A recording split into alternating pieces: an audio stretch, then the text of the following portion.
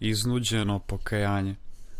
Starče, Ava Isak piše, svako pokajanje nastalo bez čovekove volje, niti se drži u sebi radosti, niti se smatra dostojnim božanskog uzdarja.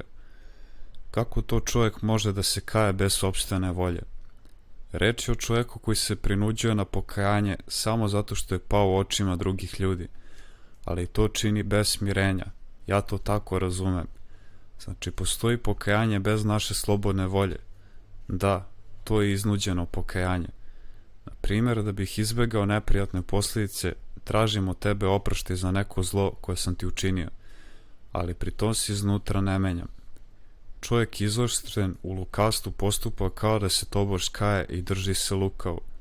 Pravi poklone sa pritvornom dobrotom kako bi obmanuo ljude. Isto tako i kada čovjek ode duhovniku da bi mu ispovedio svoje grehe samo zato što se boji pakla, ni to nije pokajanje.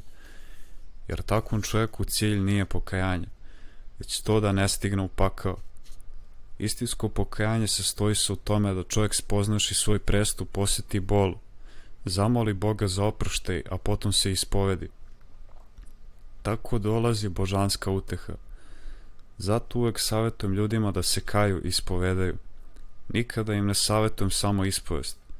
Eto, uočljivo je da se ljudi koji imaju dobro proizvoljenje, kada dođe do zemljotresa potresu, kaju i menjaju način života. A drugi koji su u većini u jednom trenutku postaju svesni svega, ali čim prođe opasnost opet se okreću svom starom načinu života. Zato sam čovjeku koji mi je rekao da u gradu u kome živi bio jak zemljotres odgovorio: dakle, dobro vas je prodrmao, ali da li vas je i razbudio? Razbudio nas je, razbudio. Na to će on: razbudio vas je, samo ponovo ćete se uspavati, rekoh mu.